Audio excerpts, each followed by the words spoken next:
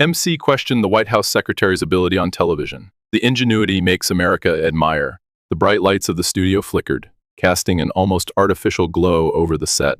Caroline Leavitt, dressed in a sharp navy blazer, sat across from James Walters, the well-known political correspondent. The tension in the air was palpable.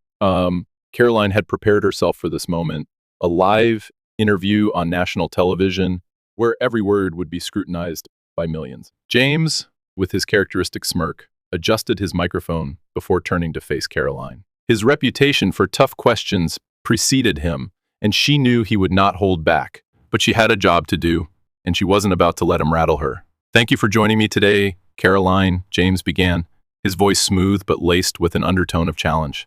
"You've been in the spotlight a lot lately. As President Trump's press secretary, you have a front row seat to some of the most controversial policies of this administration. Tell me, how does it feel to represent a president whose actions so often divide the nation?" Caroline's eyes stayed fixed on James, her expression calm and composed. She had faced tougher questions before, but there was something about James's approach that made him particularly difficult to deal with. He was sharp, relentless, and unafraid to push the boundaries. But Caroline was ready. "James, thank you for having me," she replied, her voice steady. "It's an honor to serve as press secretary, and I do so with the utmost commitment to transparency and the American people. President Trump was elected to bring about change, and that's exactly what he's doing, tackling issues that others have ignored for far too long." James raised an eyebrow, his interest piqued. "Change, yes. But at what cost? The president's rhetoric, his policies, they've sparked division across the country. Don't you think it's a bit reckless to stoke these flames of controversy? You're the one who has to clean up after his remarks. How does that sit with you?" Caroline leaned forward slightly, her hands clasped in her lap. "James, it's not about division. It's about doing what's right for the American people. The president speaks plainly, and he doesn't shy away from uncomfortable truths. If that means challenging the status quo, then so be it. But at the end of the day, the American people voted for this kind of leadership." James didn't hesitate. "But doesn't that make you complicit in some of the more contentious policies? Take the recent push for the America First agenda. That has drawn criticism from both sides of the aisle.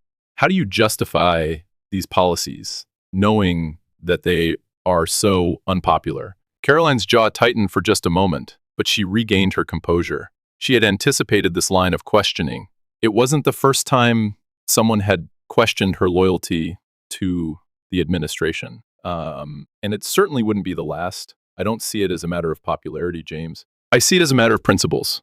President Trump is putting the needs of Americans first, securing our borders, restoring jobs, and protecting our economy. These are not just policies. They're promises made to the voters who elected him, Caroline said, her voice unwavering. James didn't seem convinced. He leaned back in his chair, tapping his pen on the desk. "And what about the controversy surrounding the president's ties to big business, specifically Elon Musk? There's been a lot of talk about the influence Musk has had over the administration. Do you think it's appropriate for a sitting president to have such close ties with a billionaire businessman?" The question hung in the air. Caroline had heard the rumors, seen the headlines. But she wasn't about to let James twist the narrative. She knew exactly how to handle this one. "Elon Musk is an American innovator, James. He's pushing the envelope in technology and space exploration, and he's been a vocal supporter of policies that align with America's interests. There's nothing inappropriate about a president surrounding himself with people who want to make this country better," she responded, her tone firm. James wasn't ready to back off. But some critics would argue that Musk's influence has been more about personal gain than national interest. How do you respond to that? Caroline smiled slightly, a mix of determination and frustration in her eyes. "I think people who say that are overlooking the bigger picture. We need leaders who are not afraid to think outside the box, who are willing to work with the private sector to solve the problems that the government has failed to address for years. That's exactly what President Trump is doing." James pressed on, sensing the opening. "And what about the growing concerns regarding the handling of federal bureaucracy? The president's decision to cut funding for certain government programs has raised eyebrows. Many argue that cutting vital services will hurt the very people the president promised to help." Caroline could feel the intensity of the questioning rising, but she didn't falter. It's about accountability, James. For too long, taxpayer dollars have been wasted on inefficient government programs. President Trump is cutting the fat and redirecting those resources where they are needed most to the people, to the economy. It's not about punishing anyone. It's about making sure our government is working for the American people. James leaned in, sensing a moment of weakness. But is it really as simple as that? Cutting waste, reducing spending, those are ideas everyone can get behind. But doesn't the president risk alienating voters by being too harsh on those who rely on these services? Caroline's eyes narrowed slightly, but her voice remained calm. It's not about being harsh, James. It's about doing what's best for the country in the long term. Yes, there will be challenges, but that's what leadership is about, making tough decisions for the greater good. James sat back, clearly satisfied with his line of questioning. He knew he had pushed Caroline to defend the president's policies, but he wasn't done yet. There was more to come, more challenges, more questions, and more opportunities to test her resolve. As the interview continued, Caroline remained poised, answering each question with confidence and clarity. She knew this wasn't just about defending President Trump. It was about standing up for what she believed in, for the country, and for the millions of Americans who had put their trust in them. The clock ticked down, and the final segment of the interview loomed. But Caroline was ready. She had been preparing for this moment her whole life, and she wasn't about to let anyone shake her conviction now. The lights above Caroline flickered again as James Walters adjusted his glasses, a look of feigned disinterest on his face. He was gearing up for the next round, knowing that every word exchanged would likely echo in the media for days to come. Caroline, however, had grown accustomed to the spotlight. She was no stranger to tough questions and contentious debates, but she could feel the weight of this moment. The stakes felt higher than ever. "Let's shift gears a bit, Caroline," James said, his tone slightly more measured now. "We've discussed the administration's controversial policies, but let's talk about you for a moment. You've become something of a symbol for the younger generation in politics. Do you see yourself as a role model for young conservatives?" Caroline sat up straighter in her chair, an almost imperceptible smile tugging at her lips. "I don't know if I'd go that far, James. But if people see me as someone who is committed to their values, someone who isn't afraid to speak up, then I'm honored." James nodded, but didn't seem entirely convinced. "You're a rare figure in the political landscape, a young woman in a high-profile position, defending a president who has been accused of alienating minorities, women, and marginalized groups. How do you reconcile that?" The question landed like a punch, but Caroline was ready. She'd heard it before, but hearing it now in this charged environment, with millions watching, made her resolve even firmer. "I reconcile it by looking at the bigger picture," Caroline replied, her voice steady. "I'm not here to please everyone. My job is to serve the American people, all Americans, regardless of their background. The president's policies may not always be popular, but they are designed to improve the lives of everyday people, the forgotten men and women who've been left behind for decades." James leaned forward, sensing an opening. "But Caroline, how do you respond to the criticism that these policies are just about maintaining power for the elite? People are saying that the president is catering to the rich, to big businesses, and that this has left ordinary people out in the cold." For a brief moment, Caroline allowed herself to absorb the full force of the question. The narrative James was trying to push was one that had plagued the administration for years. He was trying to box her into a corner, to force her to defend the indefensible. But Caroline wasn't having it. She had her facts, and she was prepared to stand her ground. "Let me be clear," she began, her voice unwavering. "President Trump has always been about empowering the American worker. His focus is on putting America first. You talk about the elite, but the real elite, James, are the ones who've made their fortunes in Washington, manipulating the system for their own gain. It's time for the people in power to be held accountable. The president is doing just that. He's not here to serve the interests of the political class. He's here to serve the people."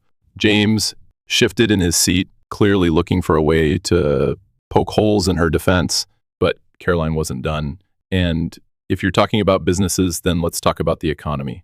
Under this administration, we've seen record low unemployment, tax cuts that have benefited millions of working Americans, and a resurgence in American manufacturing. You can spin it however you want, but the facts speak for themselves." James didn't let up. "But you're still avoiding the elephant in the room, Caroline. The connection between President Trump and figures like Elon Musk, You've been seen with him on several occasions. What role does Musk play in shaping the president's decision? And what do you say to critics who claim that the president's relationship with Musk is more about personal gain than about policy? The question felt like a slap, but Caroline wasn't rattled. She had anticipated this line of attack, knowing it would inevitably come up. The media had long tried to frame President Trump's relationship with business magnates as evidence of some shadowy, behind-the-scenes influence. It was a narrative Caroline had battled before, and she was ready to strike back with logic and conviction. Musk is a visionary, James. He's pushing the envelope on technology, space exploration, and electric vehicles. What's so wrong about a president having an open dialogue with the innovators and business leaders who are shaping the future of our country? If you're going to criticize the president for working with people who have a proven track record of success, then I think you're missing the point, she said, her voice firm. James narrowed his eyes, trying to find a chink in her armor. But doesn't Musk's influence go beyond just a dialogue? People are concerned that the president's decisions, especially regarding the space program and energy policies, are being influenced by Musk's personal interests. Isn't that a dangerous precedent? Caroline's lips curled into a smile. Dangerous? Or is it just good governance? President Trump is a businessman, James. He understands how the private sector works, and he's not afraid to engage with those who are making strides in industries that matter to the future of America. The president's policies are focused on securing America's place as a global leader, and if that means working with business leaders who understand innovation and growth, then so be it. James paused, looking at her with a mixture of admiration and frustration. He knew he wouldn't be able to break her down with this line of questioning, but he was determined to keep pressing, to push her as far as she would go. Let's talk about the media, he said, leaning forward. You've made a career out of defending President Trump's policies, even when the media relentlessly criticizes him. Some people argue that you become a mouthpiece for the administration rather than an independent voice. What do you say to that? Caroline exhaled slowly, refusing to let his words get under her skin. I'm not here to be an independent voice, James.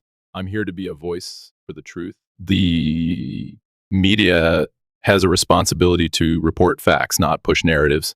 And too often, we see the media twisting the president's words, misrepresenting his actions, and distorting the truth to fit their agenda. My job is to ensure that the American people get the full story. James raised an eyebrow, but isn't that part of the problem? The idea that there's only one side of the story being told, the side that benefits the president?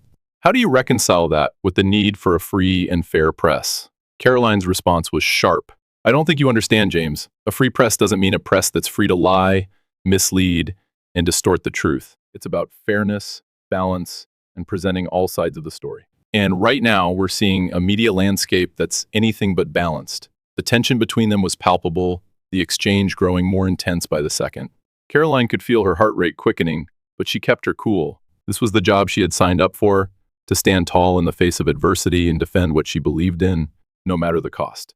James clearly wasn't ready to let up. He leaned back in his chair, a sly grin forming on his face. Caroline, do you ever feel like the pressure is too much? The constant scrutiny, the barrage of criticism, how do you handle it? Caroline didn't hesitate. It's not easy, but it's part of the job.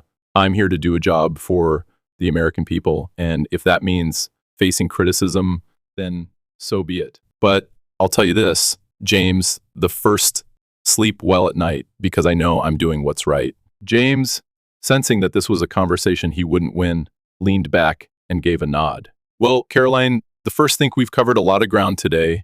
Thank you for joining me. Caroline smiled, her composure never wavering. Thank you, James. It's been a pleasure. The cameras slowly began to fade out and the lights dimmed as the interview came to a close. But for Caroline, this was just another day in the trenches.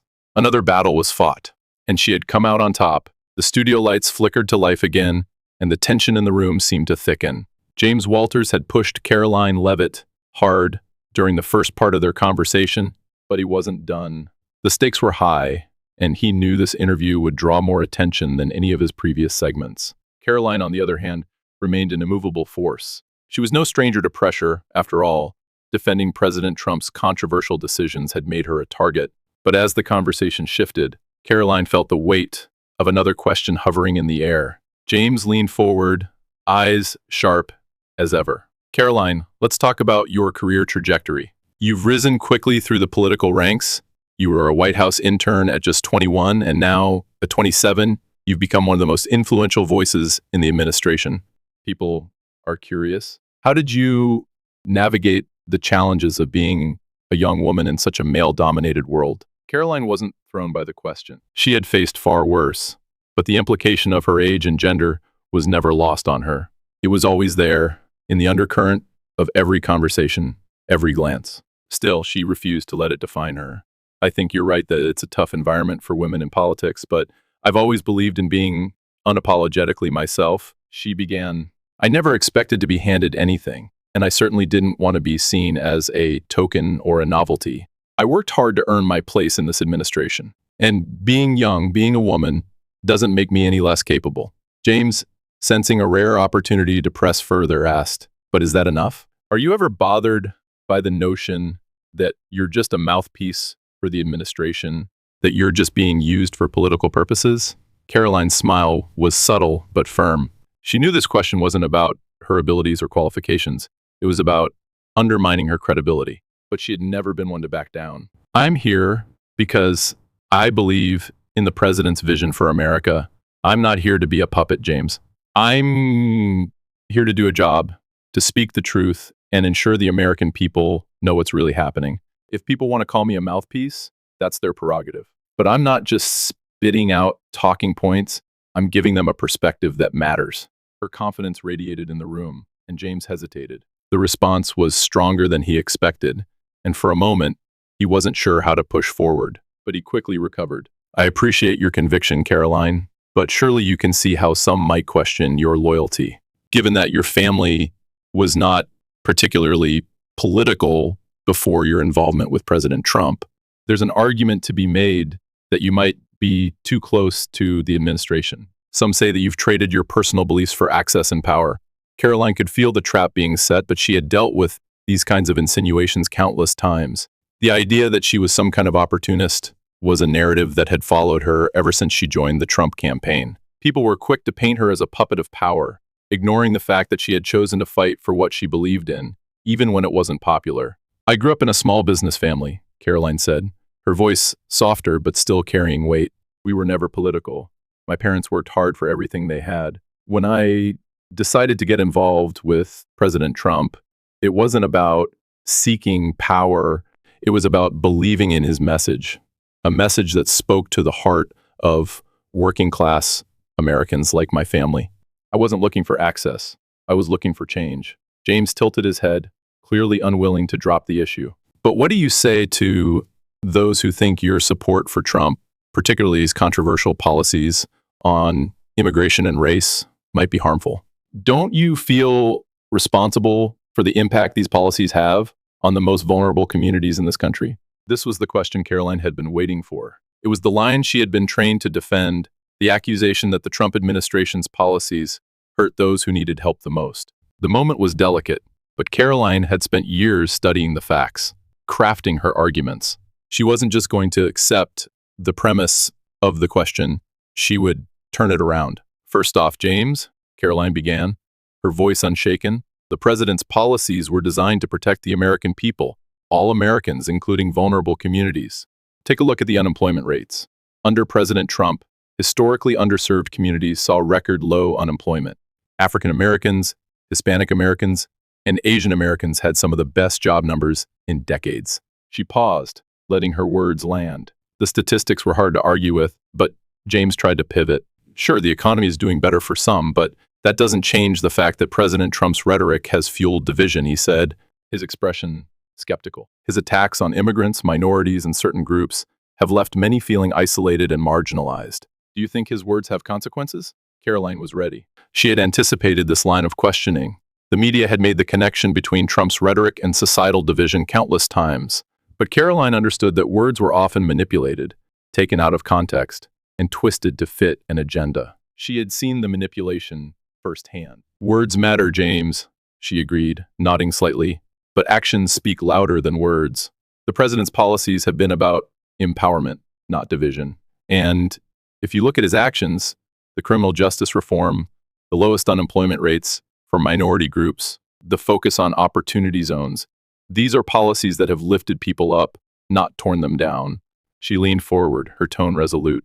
The real issue is how the media has constantly misrepresented these actions, portraying them in the worst light possible. You ask about division, but what about the division created by media outlets who only want to amplify the negative and ignore the positive? The truth is, President Trump is doing what he believes is right for the country, and that's what matters. James took a breath, momentarily lost for words. He had been expecting to trip her up on her defense of the administration's rhetoric, but Caroline's response had been more powerful than he anticipated. For a moment, he stared at her, processing the weight of her argument. It was clear she wasn't going to back down. This wasn't just a job for her. This was a fight for something larger, something she believed in deeply. "Let me ask you one final question, Caroline," James said, his voice more subdued now.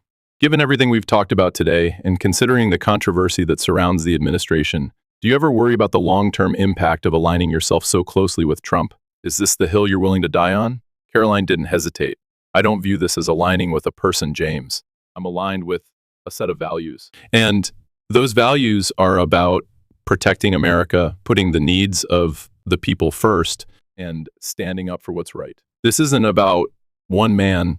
It's about a movement that's reshaping the future of this country. And yes, I'll stand by that, no matter the cost." James nodded, clearly defeated in this exchange. He had pressed, but Caroline had held her ground. The camera crew began to signal that they were nearing the end of the segment, and the final moments were upon them.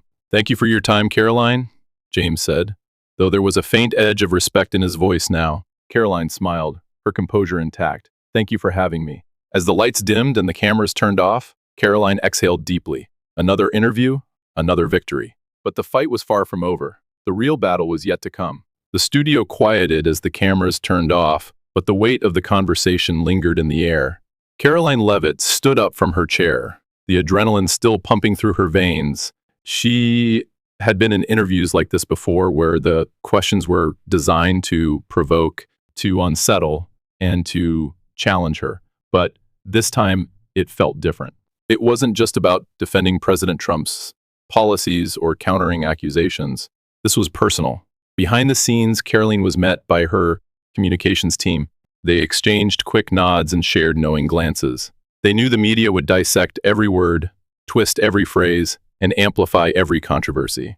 But Caroline had always believed in the power of the truth, and no matter how they tried to paint her, she knew she had a duty to share that truth with the American people. James Walters, meanwhile, was already reviewing the footage from the segment, preparing his follow-up questions for the post-interview analysis. He had pushed hard during the conversation, trying to expose cracks in Caroline's position. Yet, despite his best efforts, she had stood firm. For someone so young, with so much at stake, it was an impressive display of resilience. As Caroline prepared to leave the studio, her phone buzzed. It was a message from her husband, a simple text with a heart emoji.